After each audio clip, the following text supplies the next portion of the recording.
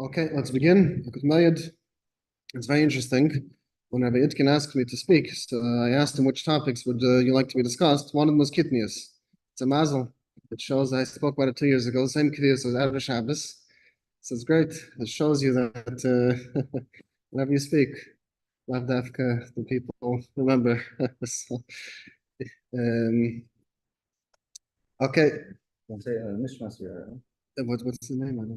What's the name of Nishmas? David Moshe ben Binyamin Kayan. Yeah. Okay. Nishmas David Moshe ben Binyamin Kayan. Before we start about Kitniyos, I want to speak about a very, very important nekuda. One of the very important mitzvahs of Pesach is v'gadat levin for the mitzvah b'chinuch of teaching your children. There's a famous Rav, the Chabina Rav, if anybody's familiar with who he was, and the Gedele Paskim. And a year or two ago, they put out a Haggadah of his.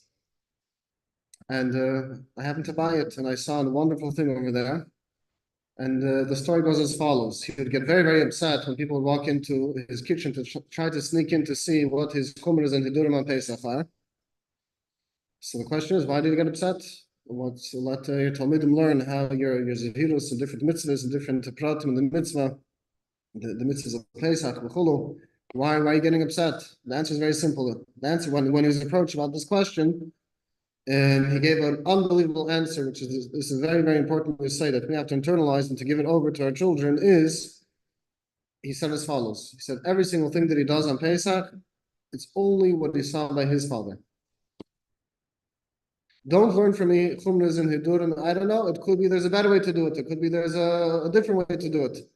I'm not doing it because of the chumrah. I'm doing it because of when his father gave it over to him. He's being mamshech in the same derech that his father taught him. So if you think about it, we're talking about here the Chabina Rav, who was nizer b'kalu k'b'chamura, and if there's any chumrah, any hiddur, he would have for sure jumped. He would be the first one to jump to take it. And nevertheless, what was his Pesach? His Pesach was the way his father taught him. So we're very, very busy giving out matzahs. We're very busy doing other mitzvahs v'chulu, but sometimes it's possible that we can forget the ikr of the gandat levina for your own child. So it's still Pesach. There's still time. The Sdarim are finished, but there's still time to internalize this message and to really spend time with your children, give them over the proper chinuch, what you heard. Okay, with that small agdama, we'll start now. A little bit, we'll speak about Kitniyos. So it's very interesting. We have a Mishnah in Pesach Pesachim, Daf Lamed Hey and Aleph. The Mishnah goes on to enumerate the Chameshes minhagim, Dagan, the 5 types of grain, which you're able to make matzah from it. Right? We have a special drasha that whatever is able to come chimutz, it can become chametz. That's what you're able to make matzah from. Then there's a whole deal. What's the halach when it comes to rice? The Mishnah didn't mention anything about rice. It only went through the 5 types of grain. All rice, it was not even mentioned. So the Gemara goes on to be dan about rice. Eres and Deichan. And it actually comes out that according to Rabbi Yochanan ben Nuri, rice is mamish chametz. And not only that, you're able to make matzahs out of rice, and you're able to be yotzer to fulfill the mitzvah of achilas matzah with matzahs made from rice, which would mean seemingly that kitniyos, any derivative of kitniyos, okay, maybe you can say just rice, whatever it is, but let's stick with rice. Yeah, let's stick with rice for now. Sorry. Oh, rice is. The shaila is, do we know what rice is? It comes out that, first of all, you're able to be mekayim the mitzvah of matzah with matzah made from rice. But second of all, that would also mean that it's chametz. Rice is chametz. So clearly, yeah, the halacha is not like the shitta. We don't pass it like the shitta. And the halacha actually states that no, it's only the 5 minim, the 5 types of grain which are mentioned in the Mishnah, and rice is not considered in this prohibition, and that's it. So it comes out, if you just learn the Mishnah, the Gemara, there's no such mention of any prohibition of kitniyos.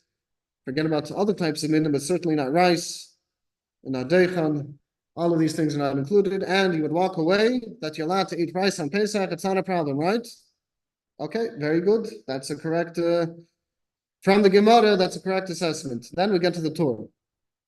The Torah goes on to mention the 5 minim once again, and he says, however, when it comes to kitniyos and other things, you're not able to make matzahs from it. However, comes the Torah and throws in a line. He says, Yesh eisrin lechel eres v'chol mine kitniyos b'tafshel. Why? Lefi shemini chitim mis'avim bahen. However, the Torah finishes off v'chumre yeserehi v'loy nagu kain. He brings a shit of Yesh eisrin. There are those shittas that hold that is forbidden. You're not allowed to eat eres, and he's meisif. He adds not just the Mishnah and the Gemara are only discussing rice. When the Torah brought down this halacha, he actually was meisif. He added that it's not just rice, but it's also different types of kitniyos. Why? And he gives us a reason. There are those who answer that forbid it. Why? Because they are afraid that other actual chametz mixes in together with the kitniyos. Obviously, if you're going to cook it, it's going to become actual chametz, and you're going to be over an Isser Deiraisa. So the Beis Yosef quotes this Torah, and he brings a Rabbi Yerucham, a very fascinating thing that he writes. He writes that those that are neyeg, those that have the custom not to eat rice and different types of kitniyos, cooked kitniyos on Pesach, it's a minhag shtus.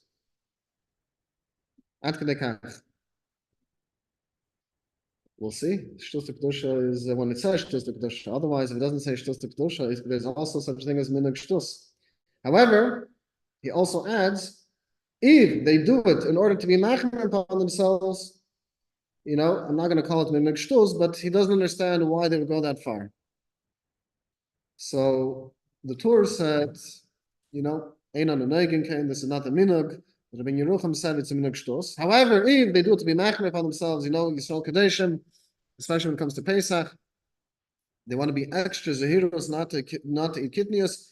Fine, I'm not going to call it a minhag shtus, but I don't understand this chumrah. That's the way he puts it off. He ends off very, you'd walk away, again, also from Rabbi Yerucham, that there's no Isra kitniyos. But obviously, there has to be a but, because we all don't eat kitniyos. There has to be other rishonim, right? So you have the smack. And then the Beis Yosef brings the shit of the smack, which is brought down from the Goyis Maimonides. And he says, actually, no, that we are machmir on kitniyos. We do not eat kitniyos. And he brings a few reasons. The first reason is kitniyos is a ma'aseh data. Chametz is a ma'aseh data. When you're going to cook something, the end result may look like chametz. And since doesn't say it. Other Rishonim, they fill in the blanks. Today's day and age, not everyone is baki in Isser v'heter. Not everyone knows the differences between certain products, b'chulu, and how you can cook one thing and it's permitted, and another thing it's forbidden. What's going to happen? You're going to have a simpleton is going to look at the food. He's going to look, wow, on the rabbi's table, I saw something that looks mamish like chametz. And there's no problem. He's eating it. He's serving it.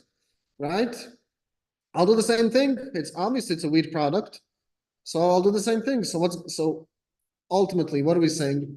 It's a chumrah. Why? Because we're afraid people are going to learn mistakenly to actually cook actual chametz on Pesach. People are not going to know the difference. Both of them are ma'aseh data, and you're going to come to make a big mistake. Now, we saw earlier the Torah quoted the reason of actual chitim on misadev, actual wheat mixes in together with the kitniyos. That's the way it historically. That's how when they would ship it, import it, it would mix a lot. So the smack brings us this reason as well, that there's actual not only a concern of maybe somebody's going to learn out to make a mistake, but also there's a real chash, a real concern of chametz itself. So it comes out that there's a big difference between the two reasons. If you're telling me that it's a prohibition because somebody's going to come to learn, that means that ultimately there is no real chash deiraisa in this food itself. It may lead eventually to somebody transgressing the prohibition of chametz. However, this food itself, it's kosher. But if you go to the second reason, there's a real chash of an Isser Deraisa of actual chametz mixed into your food. Okay, so that is one little difference between the two shittas. But the food itself is still okay. The food itself is still okay You're according to the something first. mixed in it, but it Ooh, would be it's a chash? purified. Oh, it's a chash. Oh, very good. So the Trumas Hadashin is going to address what you're saying. So the Trumas Hadashin writes, definitely we're not going with the shit that holds it's because of minus ayin. That maybe someone's going to be cheshid you, that you're eating chametz, that's for sure we're not worried about. That's the way he starts out. However, he does bring the shit that holds it's mamish chashas of the Naisa. Maybe you have actual chametz mixed into your food. Right? So technically that's why it's also, and therefore we would still not be allowed to eat it, even if we would know for a fact, because there's a gzeira. However, he ends off that 1 second. This chash, this concern is only strong enough to forbid to aser eating it, but there is no isser of owning it. You're allowed to keep it, you're allowed to even use it. You're allowed to make shemen, you're allowed to make oil to illuminate. Today, yeah, nobody knows there's such a thing. Today we have lights, but it used to be you would, if you learn Masechta Shabbos, you would learn that you would light from oil. That's how your light would be. And there's a whole gzeira if you're allowed to read from it. Shemayata, maybe you're going to move it over. It used to be back in the day, people's source of light was from oil. They would literally light lights, and they had a wick, they placed it in oil, and that's what they used. So the Trumas Hadashin says that's not a problem for Pesach. You're allowed to use oil, which is made from Kitniyos, for your lights. The whole chashas, all of the concerns that we have is only a concern. We're going to take it only to the level of not eating it. Owning it and deriving benefit from it is not a problem. Okay? The Beis Yosef ends off, after bringing the smack and bringing the other Rishonim that give a strong reason why we're makpid not to eat kitniyos, he says, "V'leis l'chash l'divreihem l'dvarim halolu z'los Ashkenazim." That you're allowed to keep. Yeah. So the idea there is that even though there's some wheat maybe mixed in there. No, it's maybe we don't know. We don't know. It's only the reason why we don't allow it is because maybe there's something there, but lamaisa we don't know, and since we don't know, we're not going to be that worried to actually answer it. Safek chashash is a deraisa potentially, but it's only chashash. Sorry, to eat it. No, that's what the Trumas Hadashin, that's what he's mechalik. He says this chashash, we're only going to take it that far not to eat it. But since ultimately it's just a chashash, we're not going to take it that far not to own it.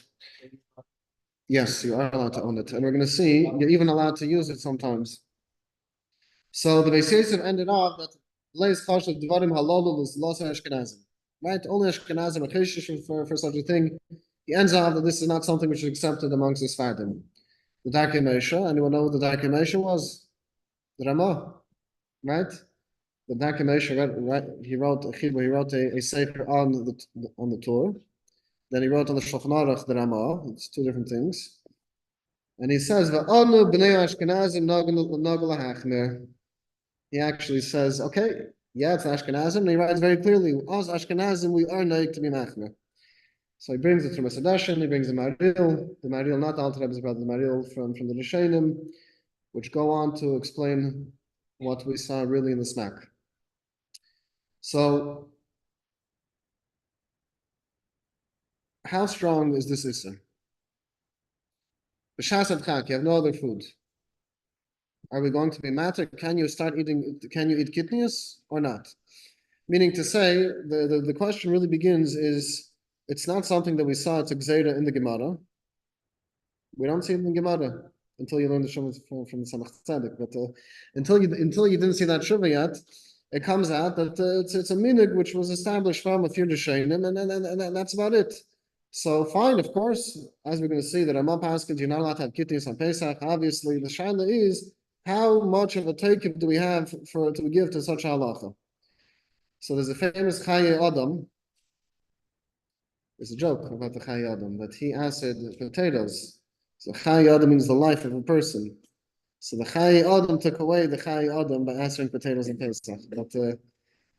But the Chai Adam writes, and the Mishnah Berurah brings him down in Sifkat and Vav and Tov and Gimel, that B'Shas and Chak, you have nothing else to eat, you're allowed to eat it. You're allowed to eat Kitniyos.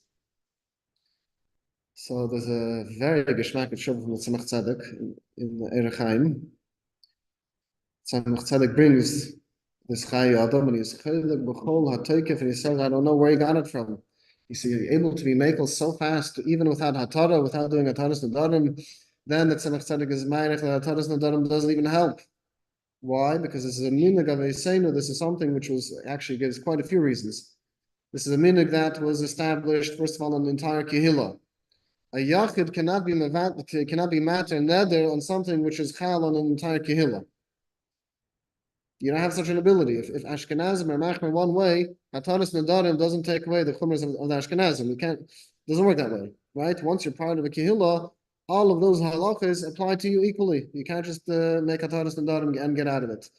Then he says, first of all, he's on many angles. He addresses this the Shaila. He says, first of all, Hatara doesn't help on a minhag which was established by somebody's parents, and then it was passed over to their children. Who said Hataras Nadarim helps?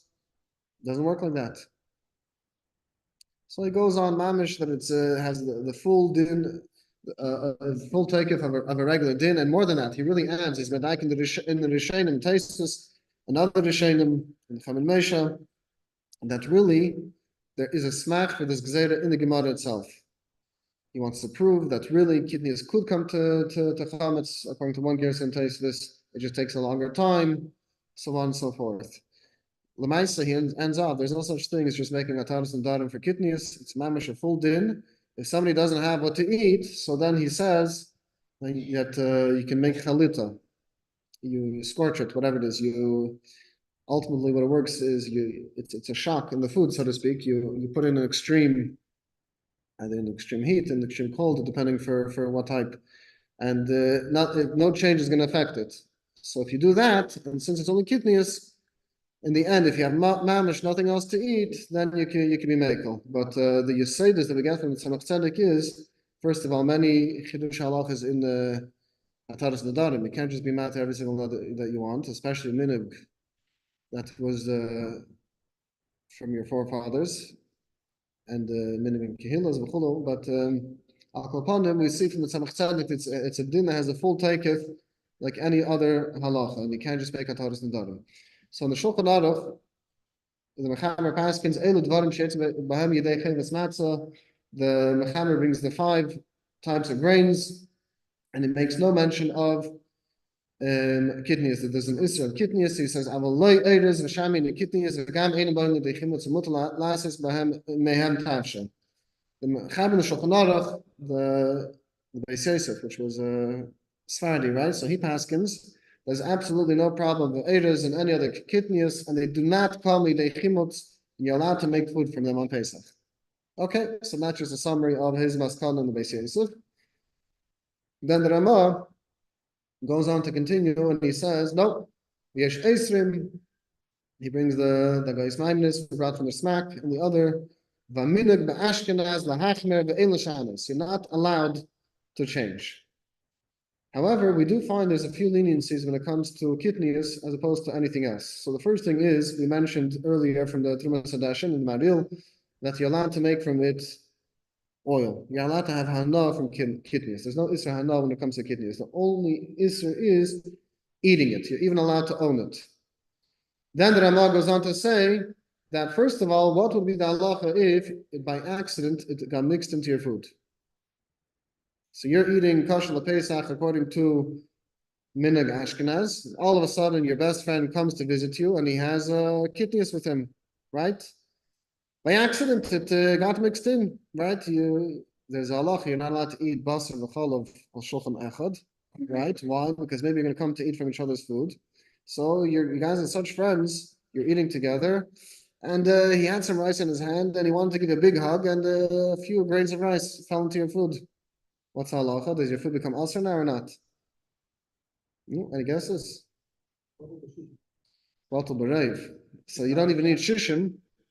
I just want to remind everyone, when it comes to Pesach, When it comes to chametz, very good. There's no such thing as bittul on Pesach, right? A mashal of chametz is also. You're not allowed to have even the smallest speck of chametz at all. That's not the case when it comes to kitniyos. Not only do you not need to have 16 times against the kitniyos, but even if you have reiv, if you have majority, that's also good. The question is, why do you need just if it's bottle even what's the point of having majority against the kitniyos? Because if the majority is kitniyos, then it has a din of a tafshil shel kitniyos.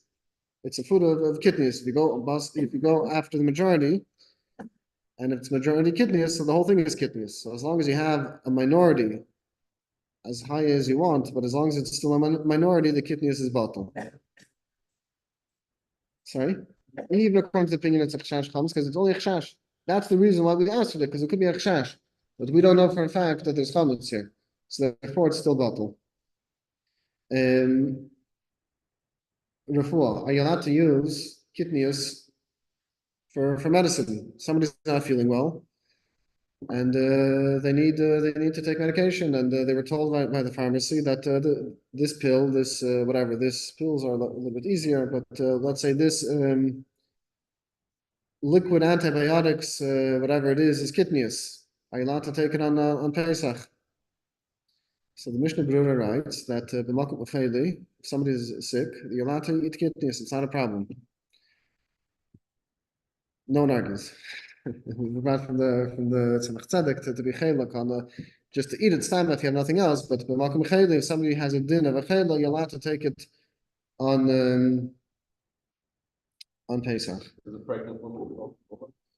If the doctor tells her she needs to take her prenatals, then yes, she's allowed to. I wanted to speak about a few more things. Wow, my phone's not stopping. I want to speak about a few more things, and I guess we'll end with that. There's a very interesting chakira. How do you view kitniyos? Do you go by at the time that they made the gzeira? At the time of the Rishonim, whatever min was around at that time, only that, whatever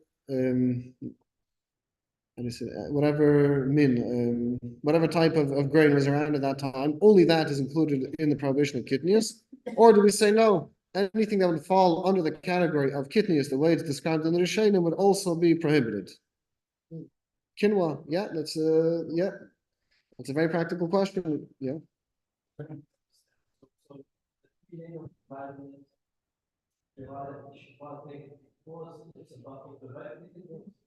First of all, it's about the so it's fine. But more than that, if the doctor feels that a person needs it, because it could have an effect for the pregnancy, for the baby. If you don't have enough, folic acid, whatever it is, it could be dangerous. It's a chash sakana. So chash sakana, you're allowed to take it. Filo chela she'ema sakana, you're allowed to take it. Even if it's a chela, but it doesn't have a sakana, if al pidin has a status of a chela, you're still allowed to take it. For kitniyos, not chametz, correct. So the question is, what is included in the gzeira of kitniyos? Do you only go by the time that the gzeira was established? Or do you view, is it whatever falls into that category will also be included? So you have the Zecher Yehesef, he had a tshuva, he was being down on beans, the green beans, yeah? Anyone needs green beans? So he was makel at a time of hunger, of starvation, when they didn't have any other food. Then he was makel to be semech al savada, to say that since it wasn't around at the time of the Rishonim, they didn't have these types of beans, then you're allowed to be makel and you're allowed to eat it. Yeah? And the Shani Tshuva, on the other hand, was actually machmer on this. But then you have, interestingly enough, anyone likes peanuts? Can you eat it on Pesach? There's a very interesting machlokes by peanuts. How do you view peanuts on Pesach? Peanuts were not around at the time of the Rishonim when this gzeira was made. The question is, are you allowed to eat on Pesach for this reason or not? So you have three, you probably have more, but you have three main shuvas which discuss it. You have the Chelkas Yaakov, the Rabbi Yaakov Braish. He was a Rav in, I forgot now the country, but he has a very, very fashionable shals and shuvas, Chelkas Yaakov. So he writes, he was actually mitzaded a little bit with this svara to say that since it wasn't around at the time of the gzeira, there should not be an issue to eat it. Lamaisa, he doesn't go with it, but he gives room for such a svara. You have the Sridei Eish as well, who was down on this. Lamaisa, he didn't go with it, but he did quote such a thing, such a svara. But the Igris Ramesh Feinstein actually went with the svara la'alacha lamaisa, that since peanuts were not around at the time of the Rishonim, you are actually allowed to eat them on Pesach. So peanuts it's actually a very big discussion. You do have many Gdei Yisrael who actually did eat it on Pesach. You have Rabbi Tzvi. He actually was interviewed, so he was given a guest Magid Shiur in Kitniyos to be the Rosh Yeshiva. It was a famous story. And there's a young bacher, he was malab after he finished giving a shiur. We know who it was. After he gave the shiur, he was put on a praba. He was given as a, how do you say? He was a trial to be a Rosh Yeshiva in Teim Chitmimim. So after they thanked him, they didn't take him for the job. So a bacher wanted to be malab him back to the train.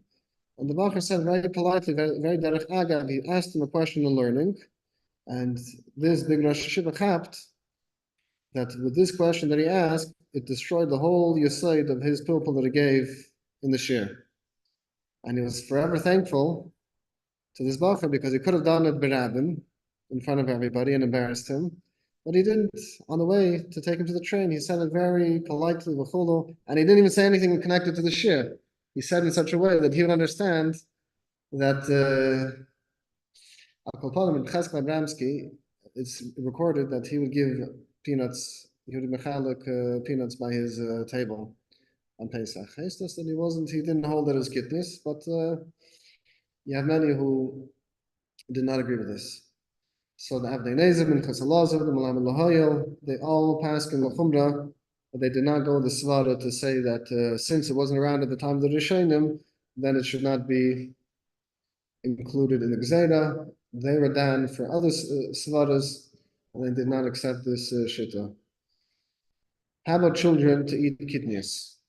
And I guess we'll end off with that. There's more to speak about, but it's out of Shabbos. Are you allowed to give children kitniyos or not? So we have in two places. At least the Rama brings that a tinek, a child, has a din of a chel she'ein b'sakana.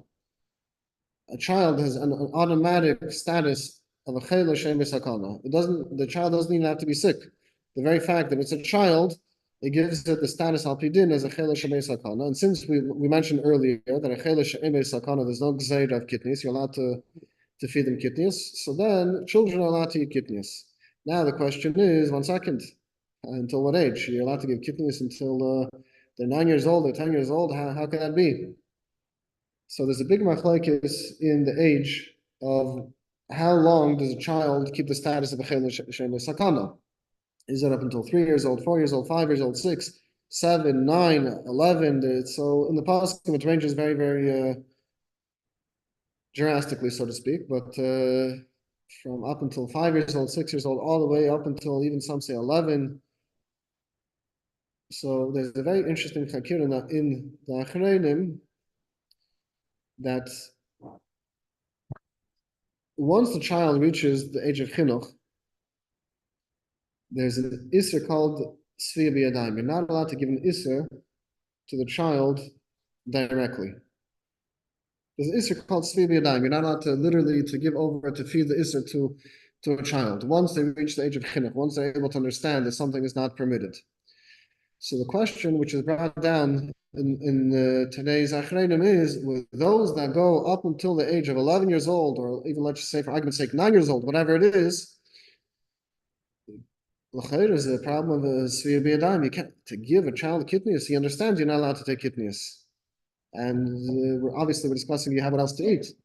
So is there a problem with Tzvi b'yadayim, or you have a blanket heter up until 9 years old? So it's very, very interesting. Many of the Achreinim point out that even though maybe when it comes to Shabbos, we would be more lenient to treat them as a chel she'ein b'sakana, that it's somebody who's sick, but there's no danger. When it comes to over here to feeding them iser, they actually have to be sick.